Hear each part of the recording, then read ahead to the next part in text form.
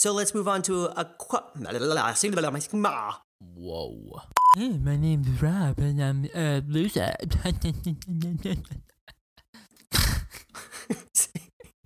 What's the matter? You don't like my face? Or do you not like the noises? Both. Oh, that's sad. Is that what it? Is Is that it? How many? Was that it? Is that it? Was it?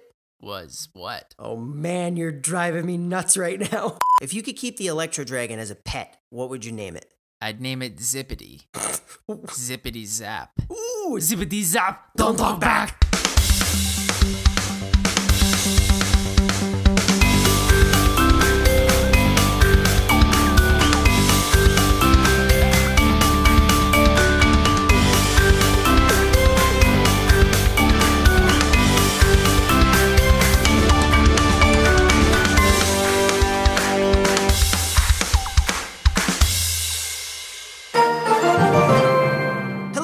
welcome to Cast Royale, the Clash Royale podcast for casual players. I'm Rob. And I'm Joe, and this week we discuss the Electro Dragon, balance changes, spotlight a really sweet deck, and more. Boom. Boom! And if you're listening on Apple Podcasts, Google Podcasts, Overcast, clnsmedia.com, or wherever you get your podcasts, we hope you enjoy the show. Episode 73, baby. Let's go. Climbing up the ranks of our episode count. That was a nice little jingle. I made it specifically for you with love from Rob. At this moment in time. Mm-hmm.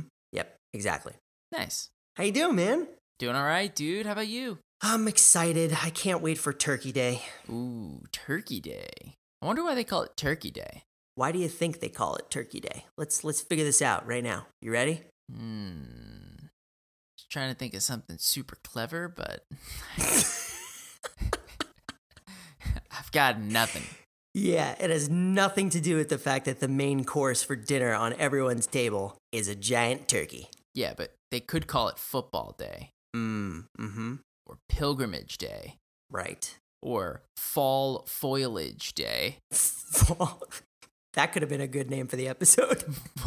Fall Foliage Day. Fall foliage. Sounds terrible. I think I've said worse. So what's up, man? How was your week in the arena? Week's been pretty good, man. I am still using Pompeo's Balloon Cycle deck. I am currently sitting Excuse me, you mean Pompeo's Papaya. Pompeo's Papaya. For those of you who don't know what Pompeo's Papaya is, be sure to check out episode 72, because we did a full-blown deck spotlight on Pompeo's Papaya. Mm-hmm. So yeah, I'm sitting at 4,600 trophies. We had the season reset, I guess, about a week ago at this point, and was sitting at around 4,900 or 5,000 trophies. I was hovering around 4,900 or 5,000 trophies for about 2 weeks towards the end of the season, which was actually super frustrating. I did wind up playing ladder a bunch, and I don't know what it was, man. I was just not able to climb, and I wasn't able to fall. You know what I mean? I didn't have any like death spirals, but I didn't have any huge win streaks. So I felt like I was just in limbo. Yeah, a royale limbo. A limbo royale. Yeah. But yeah, that's pretty much it. So yeah, I'm sitting at 4,600 trophies right now, hoping to keep up the good climb. But on a brighter note, our clan is still in the legendary arena in Clan Wars. We are still above 3,000 plus trophies, and we're killing it, dude. Nice. How was your week in the arena? My week was pretty good. I actually had an incredible trophy death spiral happen to me. Whoa. Yeah, you can thank Pompeo's Papaya for that. Well, I assume that you have very low levels. Not super low, but low enough where it could be a concern, I guess. But I also took a page from your playbook where you told me and everyone else that it worked really well on the ladder, even though the levels were a little low. But I guess it really comes down to me just not knowing what I'm doing with this deck with every type of scenario that gets thrown at you in the arena, right? That's why you gotta listen to Pompeo's Papaya. Yeah, I gotta go back and listen to our own deck spotlight. That's right. Mm-hmm. But no, I'm actually bouncing back and forth with that deck and also Mortar Mauler, obviously, because I wanted to make sure that I ended the season with a proper trophy count. So I ended with 4,700 trophies. So that was pretty cool. Very proper. Yeah, like on the nose. I'm currently sitting around 4,400, so that tells you how much I've been playing recently, because I had 43 something, right, when I finished the season. But I did score a graveyard from the season end draft chest, so that was pretty dope. Nice. Yeah, man, so like one more card and I can get that bad boy to level 11. Which will definitely help in Clan Wars. It'll certainly help. And then something incredible happened to me. I got enough logs to go to level 12. So is that the last card in the Modern Mauler that you have to upgrade? Yes. And then after this level, I only have one more level to go. I'm still waiting on the gold. I'm about 8,000 shy, so I'm gonna get there. And you can thank all of those logs, by the way. I needed 3 of them. I got all 3 from trades. Yeah, no, trades have been the next best thing since sliced bread. Yes, they have. Yeah, but getting your log to level 12 is really good because a level 11 log will not kill a level 13 princess or a level 13 dark goblin. Now you don't have to worry about that. Right, and I actually have been seeing a lot more level 13 Dark Goblins recently. I've typically seen a lot of level 13 princesses, but a level 13 Dark Goblin, they've been showing up quite frequently now, so. I wonder why. Maybe we'll talk about it? Foreshadowing. Dun dun dun! Boom. And aside from that, I actually got another legendary token for the first time in quite a while. It's almost as if someone was listening. Almost. And dude, the wizard emotes showed up in my shop for $3, so I bought those bad boys. So I've been dabbing all day, baby. Gotta dab on them haters, man. Dude, I love these emotes, man. I don't know what it is. Maybe I just didn't see the emotes this time around. Normally they put like packs for everybody, just like different ones, right? We don't all get the same offer. Maybe I just didn't play for 2 days or whatever, but I don't remember seeing emotes in the shop. But I'm sure I just missed them. I tend to miss these often. I was gonna say maybe they skipped you. I wouldn't be surprised. And then last but not least, the clan. Clash Royale 1 made it to the Legendary League. Boom, dude. You guys should be super, super excited about that. I'm really proud of the clan. They've definitely been working their butts off to climb up the ranks. And we did fall out of it for a little while, but then we wound up right back in there. So it's nice to know that not only can we hit it, but we can hit it again. Yeah, and that's exactly what happened with Clash Royale 2. The first time we hit it, and then we got kicked out. Then we hit it, and then we got kicked out. It was like a pendulum going back and forth, up and down. But eventually, everyone progresses a little bit more, and you wind up being able to stay for a little bit longer at a time. I know. And man, it is so insane worrying about level 12 cards. Yeah, insane is the right word. It's pretty rough, dude, because you wind up facing anybody in the Legendary League that has potentially maxed out decks or maxed out accounts, right? With all maxed out cards. And just to be able to face them with a level 11 card is pretty rough, right? Going, a full level 12 deck versus a full level 11 deck, it's very difficult to climb that hill. Yeah, and I don't know what it is. I feel like we have less level 12 cards in the Legendary League than we had level 11 cards in the league below that. Does that make sense? Yeah, no, totally. And that's by design, right? So the more players that participate at higher levels, the more cards you'll get. But it's easier to get the full deck of cards with lower leagues, just because inherently you need less cards to get those levels. Yeah, it's a good point. So we will see what continues to happen for the clan, but I'm very excited. I'm very proud of them. As you should be, dude. That's huge. So let's move on to a couple of quick topics. We had the Electro Dragon Draft Challenge to unlock the card. I think we talked about this on the last episode, but it wasn't out at the time. Not out and not in detail. The thing that I loved about this challenge, dude, was the fact that after 6 wins and only 6 wins, you got to unlock the card. They only gave you 1, but you unlocked it. It was like one of the one-time rewards. Then, if you got 12 wins, you unlocked a bunch more, right? But you only had to win 6 wins in order to unlock the card, which was fantastic. So, I got to 6 wins and then lost 3 straight. That's exactly what happened to me. So I was able to unlock the card, got one of them, was able to play it in friendly battles. Couldn't take it into challenges or anything like that, but got to play with it and use it. And I can't take it on the ladder, but I still love playing with it. What do you think of the card? I think it's super fun, Yeah. extremely frustrating to play against, Yes. and it's not overpowered, but it is extremely strong. Is it as tanky as you expected or not as tanky as you expected? I thought when it first came out that it should have been tankier, Right. but then I saw what it could do and how well it could shut down entire pushes all by itself. And I was like, dude, if this thing had more health, it would be invulnerable. Plus, any more health and that thing would survive a lightning. And if that thing survived a lightning, it would literally be impossible to play against. Yeah, so dude, when I use this card, it still kind of blows my mind because I'm not really used to the mechanic yet, right? Because I don't really use it as often as I probably should, especially since, like you said, we can't take it into ladder, right? So we could really only use it in 2v2s, challenges, and stuff like that. But it always surprises me when the chain reaction of the electricity starts to do its damage to the stuff behind the tank that it's attacking. Yeah, I mean, this thing is like the definition of an insane control card. It deals damage to its front target, stuns it, chain reacts to the next target, damages it, and stuns it. Then chain reacts to the next one, damages it, and stuns it. Right? So, I mean, you're preventing the tank from getting to the tower or the building or whatever it's going to. Right. And then the support troops, which are typically the things that are dealing damage, right?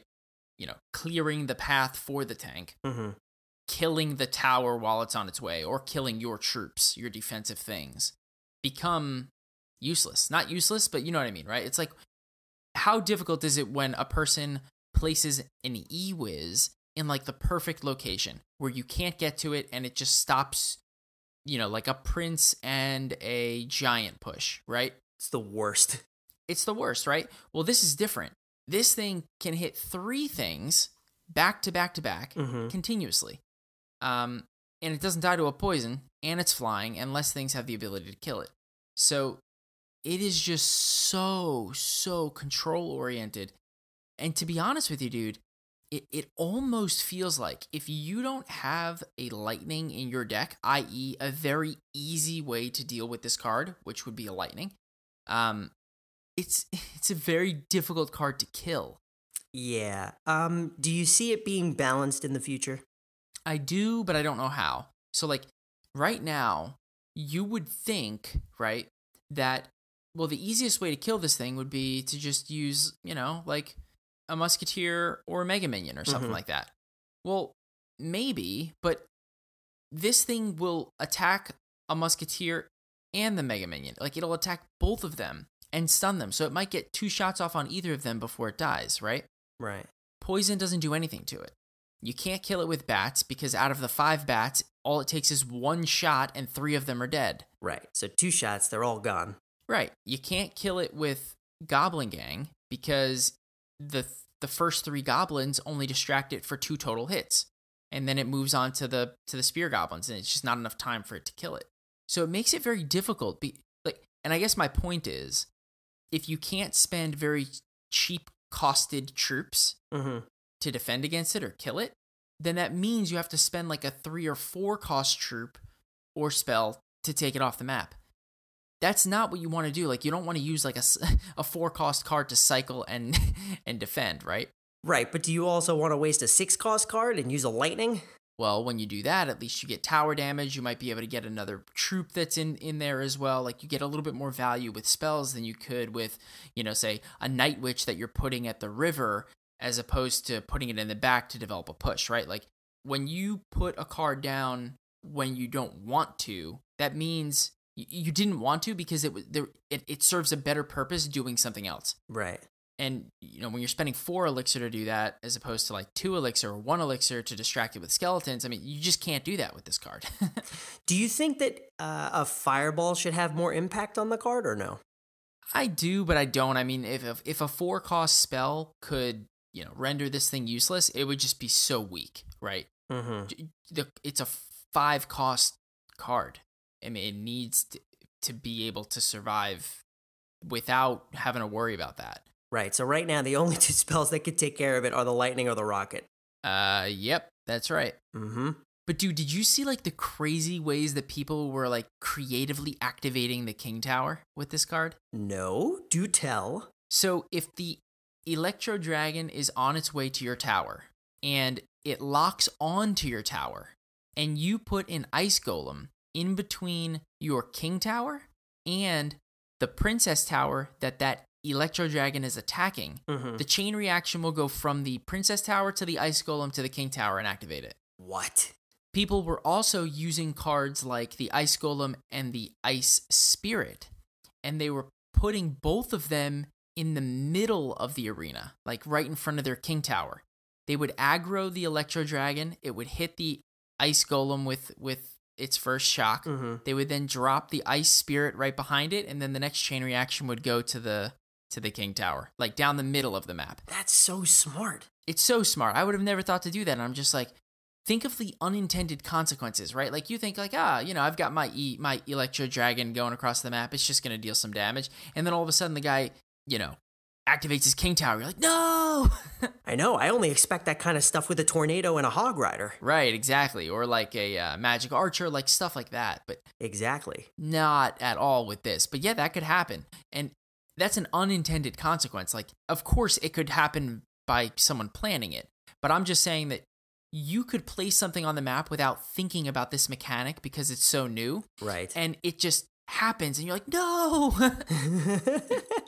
Totally didn't expect that. That stupid chain reaction. Ah! You turn into like Arnold. Ah! Get out of here, you stupid chain reaction. You stupid dragon.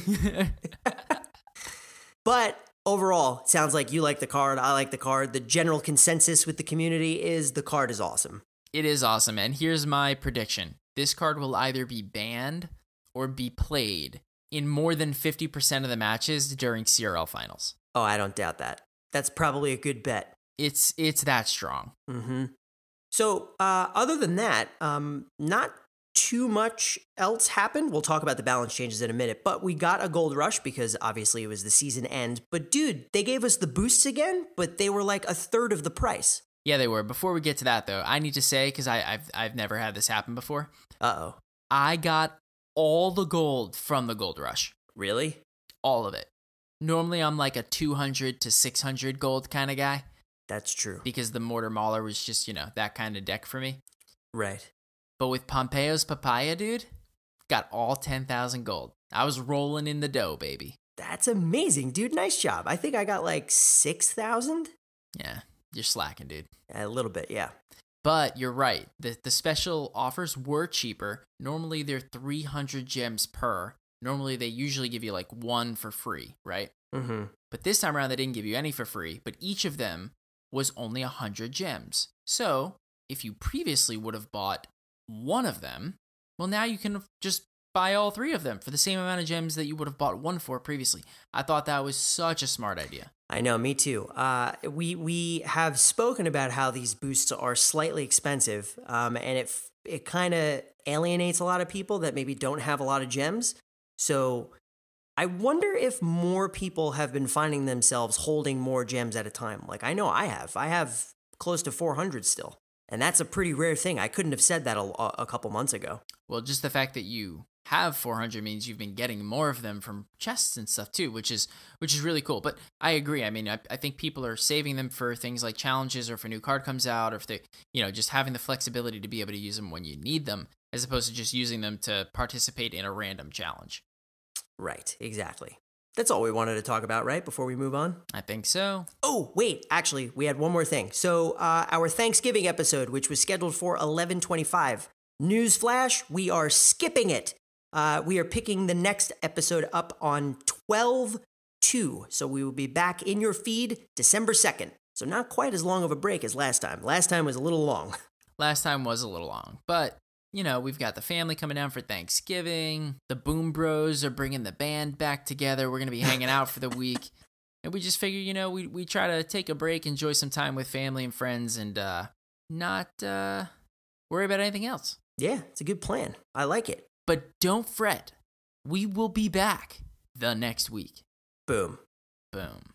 So, Joe, you know what time it is? Oh, I know exactly what time it is. It's time for Boom It or Moob It. Boom It or Moob It. So this Boom It or Moob It is, of course, on the newly released 11.5 balance changes. So, Joe, who would you like to go first? Oh, you can go first. Little brother never leads. Okay. So first up is the Royal Ghost, who had his hit points decreased by 9%. Boom it or Moob it. All right, so I'm going to boom this one. I thought the Royal Ghost had way too much power for the 3 costs that it was. Now, that said, I think 9% is a lot, right? Like 9% is not an insignificant amount. So if 9% doesn't turn out to be too much, right? Like if that turns out to be the right number, think about how strong this card used to be. Normally, you see changes of like 3%, 2%, 5% on the high end, 6% sometimes. 9% is huge. So if this number turns out to be the right amount and the Royal Ghost is now balanced, think about what it used to be. Overpowered. So I will boom this one for the sheer fact that directionally it's right. Totally agree. All right, next up we've got the Royal Hogs, who had their damage decreased by 6%. Boom it or Moob it? I think I'm going to have to boom it, right? Well, I mean, you don't have to do anything. You're right. That's a fair point. This is a democracy. Right. So recently I have seen a large rise in the use of Royal Hogs, and I just feel like every time they come out on the map, they just induce panic because it's a lot to handle, and I feel like it's a lot of damage coming at your towers, and I feel like this tempers them just enough. Like you said, 6% is really on the higher end of all the buffs and nerfs that we usually see, so I feel like it's probably appropriate considering how much they're used. Yeah, and don't forget, right? These things were buffed at one point, right? Their first attack was made extremely fast, right? Then they were way too overpowered, so they reduced their overall hit speed to make them hit slower, right? They were still very strong. Right, I was going to say that clearly wasn't enough. Yeah, they were still a stampede, a wrecking ball that had to be dealt with. And to your point, dude, it wasn't just like people, every once in a while use them in the meta. These things were prevalent in CRL. All the pros were using them in all the fireball bait style decks. I mean, these things are powerful. So now they just hit a little bit slower from the previous nerf, and now they hit softer with not as much damage. So I think this is what they need to get them to be balanced. Good choice of words. Boom. All right, next up is to the Inferno Tower, who had its hit points increased by 3%. Boom it or Moob it? So I want to Moob this one because I hate the Inferno Tower, but I have to boom it. Tell me why, I'm curious here. Well, I hate the Inferno Tower because I use either a mortar or a balloon in my 2 main decks. Right. And Inferno Tower is very annoying. It is very annoying. Now that said, the Inferno Tower was way less used than the Electro Dragon. And what was the point of using the Inferno Tower if you could just use an Inferno Dragon? Flying Troop, 4 cost, not 5, does the same damage to tanks, serves the same purpose index, allows you to cycle faster, and oh, by the way, have an offensive counter push that has to be dealt with or they lose their tower. Right. It's an actual troop, so it moves. Right. I mean, there's just so much to it. So really, you can't increase the damage of the Inferno Tower. It doesn't really make any sense. So you have 2 options. You can either increase its health or you can increase its range. Increasing its range is probably a bit scary. So giving it a bit more health, making it a bit beefier of a building, hopefully allows it to be used in the meta a bit more. Do you think 3% is enough, though? I saw a lot of people on Twitter complaining that this isn't really going to do anything. I do think that's enough. I think it's about 50 health that it got. Now think of it this way. How often do you see an Inferno Tower just barely fully build up its damage, but it doesn't? It just dies. Pretty often. Yeah, I mean, it takes about 4 full seconds for this thing to fully build up its damage. But people time their spells or their troops really well, and it might not always get to the full damage. 50 more health might just be another half second that it needs to get to the 4th second and do 1,000 damage. Yeah, that's That's true. I didn't even think about that. It's not like it needs another 5 seconds to kill something. Once it builds up the damage, that thing is dead. Right. How fast does it kill a golem once the damage starts to build? It takes like 0.3 seconds. Yeah, it's over as soon as you realize that it's over. Yeah, it locks on, then like, okay, it still has 100% health. 1 second goes by, 2 seconds go by, it's maybe at like 95% health. 3 seconds comes by, thing's at half health. By 4, it's dead. Out of nowhere, you have golemites. Golemites, that's right. Mm-hmm. So it doesn't need a lot, right? So like 3% might just be everything it needs in order to kill what it needs to kill. Then it dies, fine. Right. Anyway, so that's that. But the next one is to the skeleton barrel, who had its death damage increased by, get this, dude, 62%. Boom it or moob it? Boom it. Yeah? Yeah. Did you know that this was a flying card? Oh my gosh. In case you don't remember, it's a flying card. So why are you booming it? Well, first of all, 62% is a lot, and I think that the point of that in general was to do more damage to everything that it touches, but dude, did you realize that an increase like this allows it to kill spear goblins? Ooh, I did not. Yeah, so originally, the old way, when the skeleton barrel busted open and all 6 skeletons landed on the spear goblins, it would do a little bit of damage, but all 3 spear goblins would stay alive. So theoretically, each one could still kill a skeleton, and then the tower could also kill a skeleton. So really, you were only left with 2 skeletons.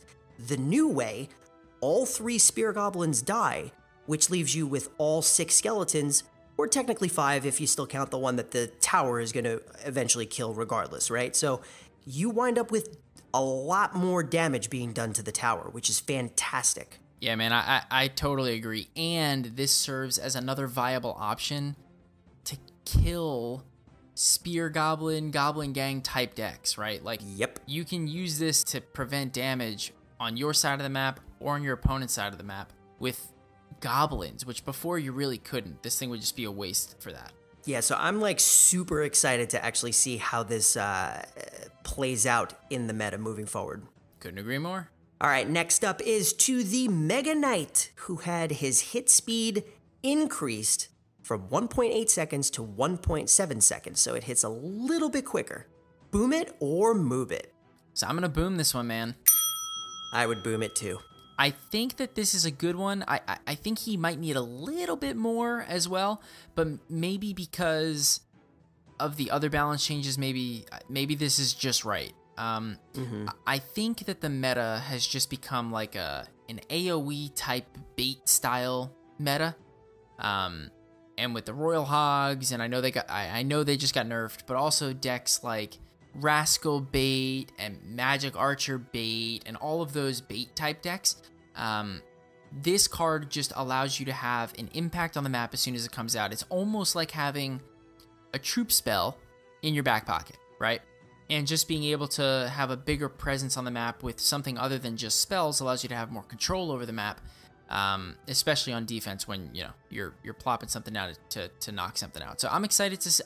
I was a huge fan when the Mega Knight was popular in the meta. I was a huge fan of the meta. When this thing comes out of the meta, that's when you get all of these like crazy Royal Hog style decks and Goblin Gang bait decks and all these crazy things that are just annoying, and you don't want swarming the meta. That's a good point. And literally, you don't want swarming the meta. You need the Mega Knight to balance all that out. Right. I mean, in perfect world control style decks, P.E.K.K.A. is there, right? Right. But this guy is the exact opposite of the P.E.K.K.A. And they should both have their place in the meta, and P.E.K.K.A. takes care of golems and single troops. This guy has to be prevalent in the meta for swarms, and I think that I like the meta when they're both in it because there's so many different variants of things happening. They're the yin and yang of Clash Royale, baby. Hey man, if you ever want to know if there's a balanced meta, just look at the Mega Knight and the P.E.K.K.A. Boom. Boom. All right, man, so next up is the Tombstone. Big nerfs here, dude. The spawn speed is now slower, so it now generates skeletons every 3.1 seconds instead of 2.9 seconds. Also, when this thing is destroyed, it spawns one less Larry, from 4 down to 3. Boom it or Moob it. I'm gonna boom this one too. Yeah, I hate it, but I'm gonna boom it. Why do you hate it? Because I use it. Oh, yeah, I guess that makes sense. I was gonna say that I'm booming it because I felt like for 3 costs, this thing just had the potential to really provide a lot of value if your deck was built properly. And just knowing that the skeletons are coming out a little bit slower, that stream is slowed down just a little bit, and then when it dies, because of, it's going to die, it has a time limit, and a lot of people like to fireball this thing, having 3 skeletons makes it a little bit less valuable. And for 3 cost, I mean, I don't know if it should have 4 skeletons, so this might have been a really good move. I'm curious to see what's going to happen. I think it's a good move. Totally agree. All right, man. So next up is to the giant who had his hit points decreased by 2%. Boom it or Moob it? I'm totally indifferent. Ooh, that's a first. I don't think can we do that? I mean... What would you call that? A schloob. A schloob. I'm gonna schloob it. He schloobed it. Yes, I thought that the giant was a little powerful.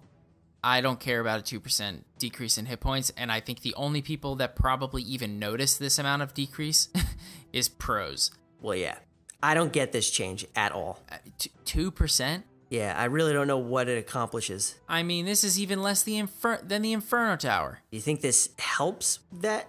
I don't know. Do you think that the Inferno Tower does better now that it has 2% less health to be killing? I don't know. But it's not even just the Inferno Tower. I think it's a mix, right? Yeah. I don't know what the answer is. I'm not in their head. But if this wasn't here, I wouldn't have been like, oh, why didn't they reduce the giant's health? Right. But I'm sure they have their reasons for it. I just don't know what that is. I just think even with whatever reason it is, the only people that will notice the impact of this change are pros. The people that can calculate this stuff way faster than I ever will be able to. And you're an accountant, so that says a lot. Well, it's not saying much. Okay.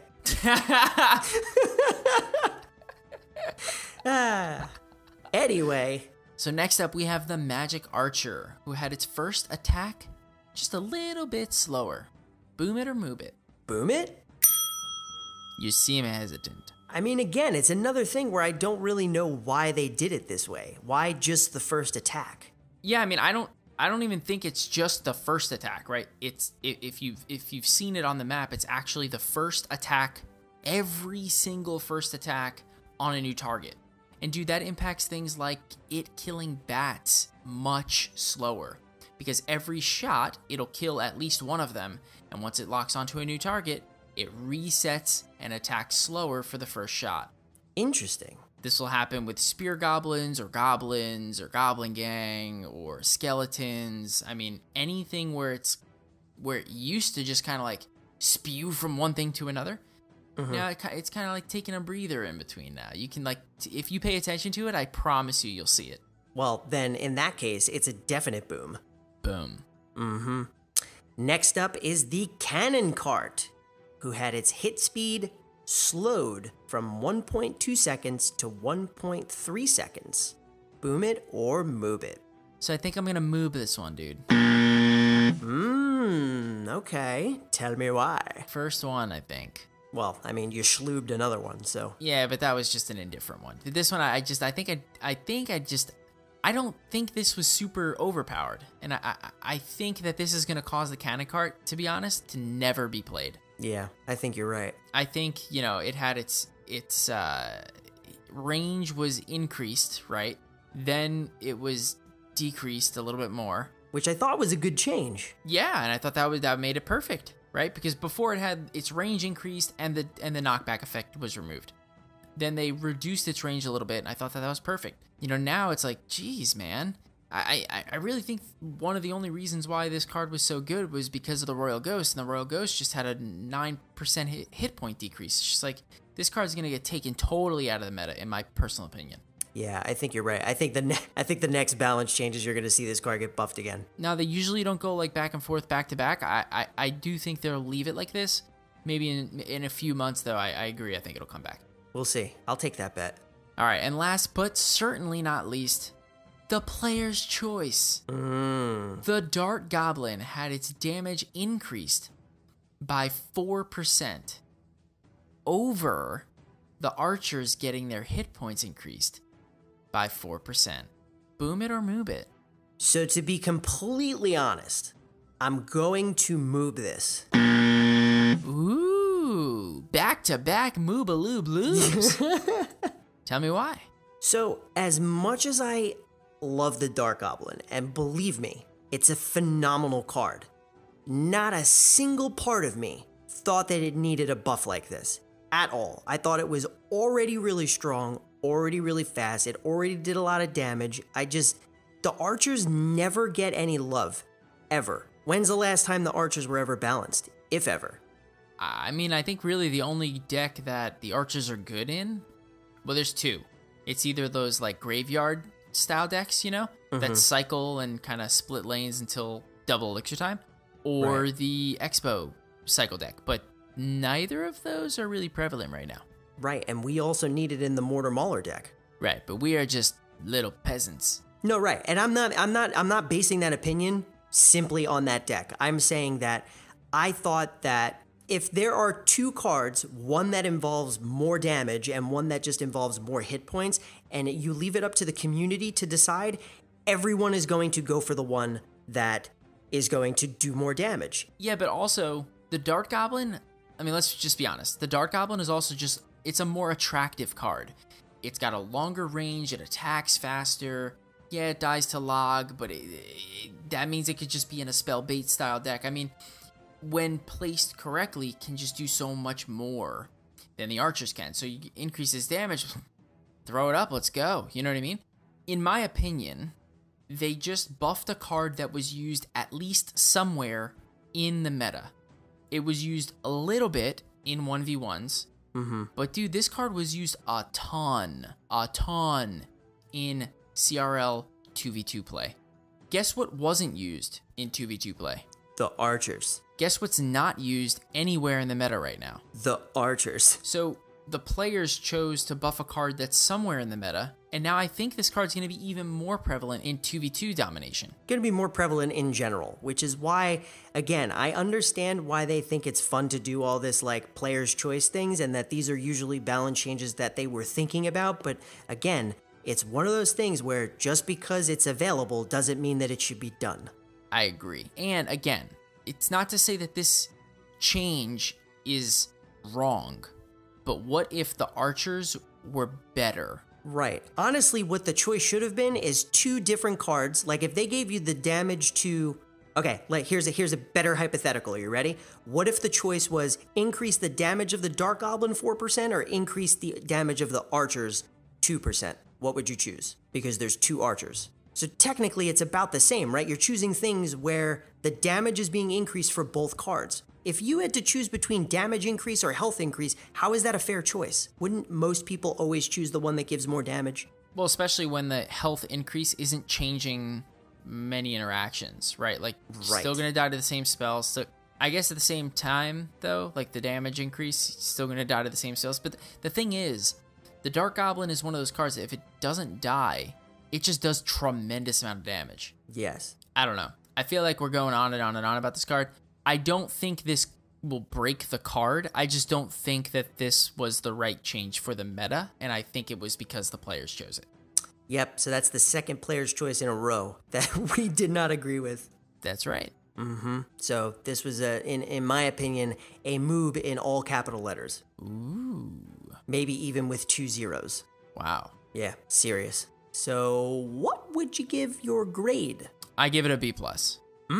Okay. The Giant was just like, meh. Cannon card I didn't like, and the Dark Goblin, I just, meh. I'm gonna say B-. Ooh, you went low. Well, yeah. I mean, honestly, the Dark Goblin drives me nuts. I don't really enjoy the cannon cart, like you said. Giant, like you said, was blah. And in my opinion, the Inferno Tower doesn't really mean too much, but again, you kind of changed my mind a little bit, but I'm still kind of on the fence about that.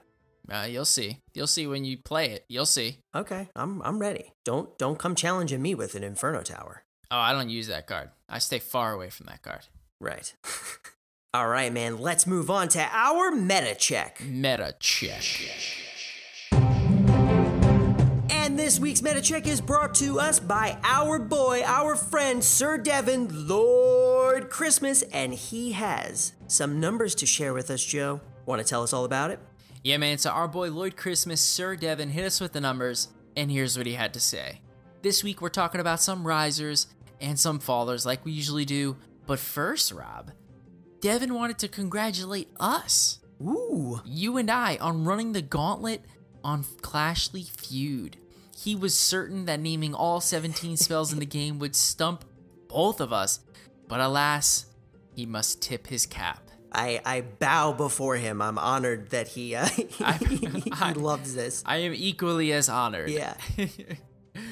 But without further ado, Devin starts us off with a well-deserved welcome to the arena to the Electro Dragon. This card is less than a week old, but has already been seen used at a 24% use rate at the tippy top of the ladder. Easily a top choice by the pros like we said before, and it's no surprise that this card is going to be used a lot, or banned a lot, in the CRL World Finals. Right. Now, including this card in the meta, comes at the expense of some decreases to other cards which used to be at the tippy top of the ladder, like the Electro Wizard that now sits at 10%, and the Zappies that now sits at a little lonely 2%. Womp womp. Dude, but even more surprisingly though, was this. For the first time ever in Meta Check history, the top used card was not a spell. Whoa, really? Let that sink in. Oh, it's sunk, and I'm so surprised. Out of 89 cards, 17 of them are spells. The rest are buildings or troops, which means that spells have an inherently higher percentage of use rates. There are less of them, so they're used more often. But for the first time ever, the Miner had a use rate of 48% and beat out the Zap, which had a use rate of 42%. But what's even crazier is that the Barbarian Barrel tied the Zap in that same use rate at 42% at the tippy top of the ladder. So the Miner beat that card too. So the Miner beat both the Zap and the Barbarian Barrel. Both impressive things. The Miner being the number one thing card used in the meta, and two, the Barbarian Barrel being tied for the number one spell used in the meta. Right. Oh, how things have changed since this card had first come out. Yeah. Now, obviously, with the Barbarian Barrel being used so much, the Log is the odd man out, sitting at only 14% of the tippy top of the ladder. Almost a third of the Barbarian Barrel's use rate. So that's it, man. That's the tippy top of the ladder, the top 25 decks in the current meta, the risers, the fallers. We didn't talk about everything, but we will, as always, include all of the numbers in the show notes, so be sure to check them out and let us know if you have any questions. Boom. Boom. But that's not all Devin left for us. No, it's not. Devin has brought us yet another edition of Meta Check Trivia. Oh, I'm excited. You should be. But the catch, this time, he's gonna turn up the heat. So get ready, bro. For these questions, we will work as a team directly against Devin. If, and only if, we can get half or more of these questions right, we win. If not, Lloyd steals the crown. Ooh, I like this. I think that could be the name of the segment. Lloyd steals the crown. Lloyd steals the crown. I like this. So we'll see who steals the crown. I guess it's best of 5. Whoever gets to 3 crowns first wins. So we're gonna do this for 5 different episodes. I'm calling it. I don't think Devin realized what he signed up for when he sent this in. Oh man! All right, let's do it. How does it work? Here we go. So as always, everything is tournament standard. So the first one, are you ready? Ready. List these in order of area damage from least to greatest: arrows, log, barbarian barrel. Wow. What are you thinking? So the Barbarian Barrel out of the 3 of those is the only thing that can kill archers.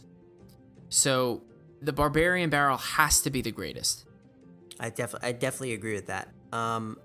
And I'm almost positive that the log does less damage than the arrows. I disagree. Really? Yeah, Interesting. I think that the log has to do more damage than the arrows because it only attacks ground troops. Okay, all right. So it does more damage because it only attacks ground. Arrows attack ground and air. All right, so what are we saying? We're saying arrows, log, barbarian barrel? I think so. What do you think?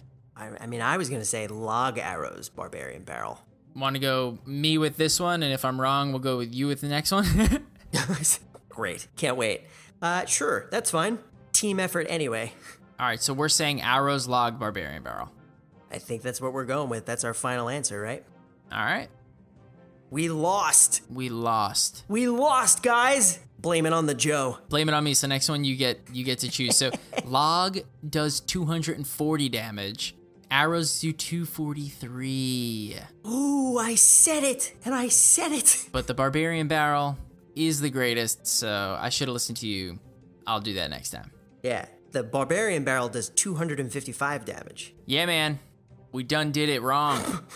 Yeah, well, let's see what happens now, because we need to get every question right now. No, we don't. We just have to get half of them right, Rob. So we just need 2 more out of the 3. We still got a shot here. Yeah, we do. So the next question is, there's one troop that will die to a barbarian barrel, but not arrows or log. What is it? Well, I'm pretty sure you called that out when we were figuring out the first answer, so I'm going to go with the archers. All right. I mean, I'm not calling this one just because I was wrong last time, so let's see if you're right. But you do agree, right? I do. You do. All right, let's see. And it's the archers. Ding, ding, ding, ding, ding. Nailed it. Although I can't really take credit for that because you kind of gave me the answer. Boom. Yeah. All right, so number 3. Which is greater, the hunter's HP or total damage he can do with one shot? Oh my gosh. Here's the question. Can the hunter one-shot another hunter? Man, I don't see that too often happen in the arena anyway, so that's tough. Right, but I don't think he can. I honestly don't think he can either. Does he die to a lightning? I think so. I'm gonna say he has more HP than he can deal damage in one shot. I would agree with that. Ready to check? Oh my gosh, I don't know. HP is 696, and its total damage is 690, so Yes! he does survive! With a sliver of health remaining. Wow, we nailed it. That was good. Boom. Yeah. So we've already won, dude. Did we? We've stolen the crown. We did. We got 2 right. Yeah, this next one is just, victory lap. Bonus round. This is it. I'm excited. All right. True or false? All 3 dragons have the same range. Immediate reaction, gut feeling. False. False. I feel like this is going to be a good victory lap. How sad will you be if we're wrong? I don't think we're wrong. I think that the Inferno Dragon, I think it's the least. And then I feel like, for some reason, I feel like the Electro Dragon and the Baby Dragon have the same. I agree with you. All right, let's see. Okay. True! Whoa! That hurts my soul. That hurts a lot. That just hurt a lot. I kind of want to just go upstairs and go to bed now. I know, right? Man. 3.5 tiles for all of them? Well, here's what I know. We stumbled on our victory lap. We did. We tripped. But we still won. We tripped over our flag. Right. Yeah, that's what happened. Right. We were carrying entangled. We were carrying the trophy around, dropped it, and fell. Yeah, it was like right on the face. That was terrible. But we still won, so we took a crown home. We took a crown. So now we need 2 more total crowns before Devin gets 3, and then we win. Yeah, because we were able to get half or more. Right. Certainly not more, but we got half. That's all we need, dude. Yeah, just the bare minimum. That's how we like to do it here. The bare minimum on Clash Royale. Boom. Boom. That was fun, man. It was fun. But that's not the only thing that's fun. We got some chests. Yeah, we do. All right, so I have a crown and a singular big dog. I have a crown and 2 big dogs. Dang it. Get out of here. No, I mean, I only have 2 big dogs. Now you're a liar. Joe, the little brother, the liar. All right, that means I go first. I get it. I'll start with my crown chest. The little brother must go first, although we will not say that he is leading. Right. No, we don't lead. Little brother never leads. So, crown. Crown, here we go. 1,023 gold. Ooh. 2 gems. 2 bomb towers. 2 zappies. Nice. 7 wizards. Excellent. And 59 barbarians. What a waste of a card. Totally. All those yellow-haired men. My turn. You ready? You're up. All right. Crown chest. 980 gold. Now, that's not a lot. No, not as much as you. 2 gems. Okay. 56 rascals. Ooh. Mm-hmm. Ooh. 1 barbarian barrel. I hear that's a pretty popular card. It's getting pretty relevant now. 12 mega minions. It's a pretty good card. No. Yes. Spinning, spinning, spinning, spinning, spinning, spinning, spinning. A princess! Boom! Dude. Out of a crown? I can't even remember the last time I got a legendary card out of a crown chest. I now have 6 out of 4, so I can go past my upgrade. Nice. Mm-hmm. All right, well, next up, I've got a giant chest. Nice. 2,772 gold. Woof. 5 tombstones, Pompeo's papaya. Yeah, but recently nerfed, so blah. 1 executioner. Okay. Whoa. 245 skeleton barrels. Really? Yeah, dude. That's 62% damage increase. And 57 mini P.E.K.K.A.s. Nice. Not too shabby, but not great. I think that was pretty good. Eh, It was good for a giant chest. sure. Yeah. All right, my turn. I see your giant chest, and I raise you a magical chest. Let's do it. Here we go. 1,408 gold. 2 barbarian huts. Blah. 4 fireballs. Not bad. No. 61 cannons. Kind of meh, right? Uh-oh. 1 witch. Uh-oh. Yeah, uh-oh. 12 musketeers. Okay. 2 P.E.K.K.A.s.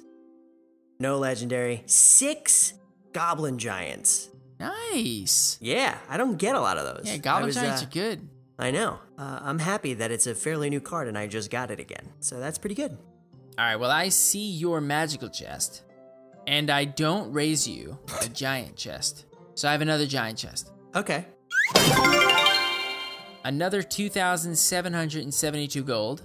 Ooh, 1 expo. nice. 86 fire spirits. Okay. The little kamikazes. 159 cannons.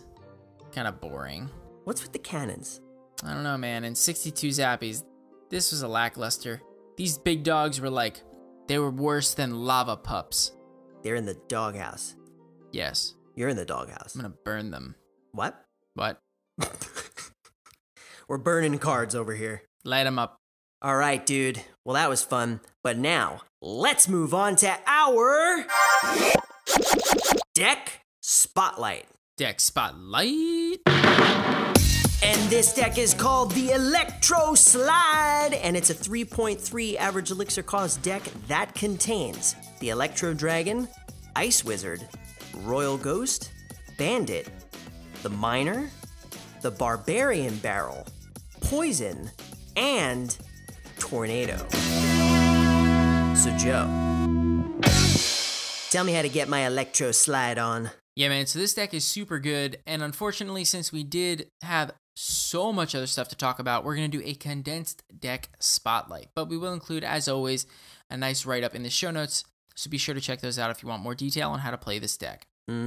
This deck was recently seen at the tippy top #1 slot in the ladder. The Electro Dragon Ice Wizard Tornado combination is one of the best defensive combinations in the game. It's also one of the hardest to break through with troops and or spells. The Electro Dragon has 3.5 tile range, and the Ice Wizard has a 5.5 tile range. So if you spread these bad boys out, I mean, it's hard to get them with a spell. Both of them with a spell. Makes it even harder to get all three of those two troops plus the building Right. with a spell as well, right? So proper placement plus a tornado just makes this combination devastating, right? You've got the tornado doing AoE damage plus control pulling things back. You've got the Ice Wizard doing splash damage, control slowing things down while they're being pulled back. And then, oh, by the way, you've got the Electro Dragon that's stunning 3 troops at a time and probably killing some of the smaller squishy troops in the meantime. So, I mean, how do you possibly get through it? It's possible, but it's improbable.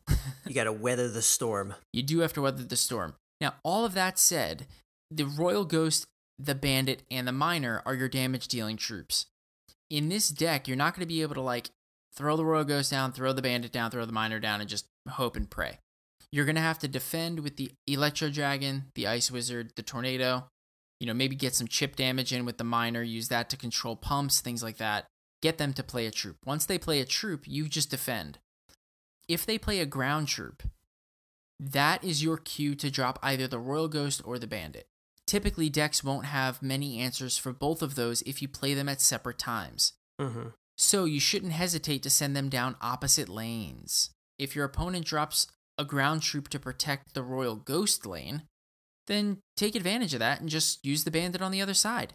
Right. The beauty is that you've got the Ice Wizard, the Electro Dragon, and the Tornado. So no matter what you need, you've got defense. And it's 3.3, so you can cycle real fast. That is so true. The Miner is what you're going to want to use to distract ground troops that they have near their tower. And what that does is it allows the Royal Ghost and or the Bandit to lock onto the tower if the ground troop winds up being behind the Princess Tower attacking the Miner. Use the Miner to your advantage. Pull troops away from their ability to being able to defend. And last but not least, the Poison. The Poison can be used offensively or defensively. It really just depends on the situation. If you have Tornado, Electro Dragon, and Ice Wizard, you probably don't need to use Poison on defense. So you should really save it for offense unless you have a dire need on defense. This will help with chip damage with the Miner, and like we said before, this deck is only 3.3 cost, so at some point, you can just switch to a Miner chip Poison deck. Cycle with your other cards and defend just so that, you know, your opponent can't build a huge push. Control the side of the map that you need to, and just get some Miner chip Poison in and take the tower down. It's a great way to end an overtime game. This sounds like a really fun deck, honestly. It is a really fun deck. It's kind of hard to play. The thing you'll struggle with the most against is beatdown style decks. And again, the key is being able to separate your Ice Wizard and your Electro Dragon in relation to the tower, using your Tornado at the right time to pull everything back, group them up, and just make sure that you're getting crazy good value out of the slows, stuns, and repositions. If you can do that, this deck is so frustrating to play against for your opponent. You control the map, you control the gameplay, you control the pace, and then you just Miner chip damage in, control, Bandit, Royal Ghost to get the heavy damage in, maybe 1 or 2 times. Game's over, dude. Yeah, this deck definitely seems more like a chess match than any other deck that we've talked about. Quick question, though. What do you use the Barbarian Barrel for? So 3 things. You can either use them to kill the swarmy troops like you normally would, or it's only 2 costs, right? So you can use this thing just to create some sort of pressure. Mm-hmm. Maybe you throw this thing down at the bridge, and maybe they drop a ground troop. If they do drop a ground troop to defend the Barbarian Barrel, that opens your Royal Ghost or Bandit up. It's a perfect thing to be able to use that for. Now, the third thing, which is probably the most useful thing, is being able to get behind tanks and kill the support troops, like a Musketeer, Wizard, Electro Wizard, things like that. I like it. I'm excited. It's a great deck. It takes some time to get used to, but be sure to give it a try and let us know how it works out. And we hope it helps you climb the ranks. Boom. Boom. All right, and this week we got 3 new patrons! 3 new patrons! Huge shout out to Boshuda, Dan L, and Justin T. Guys, thank you so much for spending your hard-earned money to help Joe and I deliver fresh, fun, and family-friendly content to our listeners every episode. We truly, truly, truly appreciate it. Boom. Boom, and that's it, man. We are done. It's time to go wait for some turkey. And sleep. Sleep. Lots of sleep. Sleep is good. You tired? Oh, I'm tired. Yeah. I'm having my second win, though. I'm ready to go again. You ready to go again? Episode 74? Let's go. It's time to go.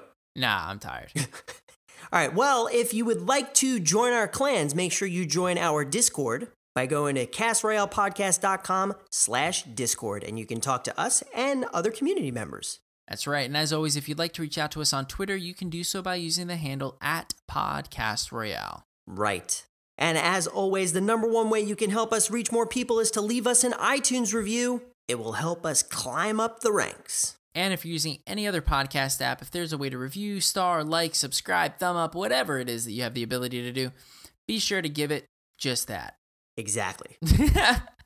Nailed it. And a huge shout out to clnsmedia.com for hosting our show on their site. If you're looking for the most recent episodes, you can find them there. And if you're looking to discover new podcasts, you can also find them there as well. And that's it, man. We're done. It's time to skedaddle. You ready? You're skedaddling, I'm bedazzling. Ooh, I like that. You're very sparkly over there. Whoa, what's that mean? It's a good thing. Is it like I'm shining? Like radiant. Yeah, you're radiant. I'm glistening, I'm glowing in happiness. Yeah, you're like the sunshine. I'm like a ray of sun. That's Joe. Joe, the ray of sun. Oh, man. How many more nicknames are you going to give me on this show? It's it's totally appropriate. I'm ready for bed. Yeah. So again, reminder, no episode during Thanksgiving, but if you're in the United States, we hope everyone has a happy and healthy Thanksgiving. Eat a lot of turkey and stay safe. Joe, we're done. We will see everyone next time for another hodgepodge of everything. Hodgepodge of everything. Boom. Bye. Bye.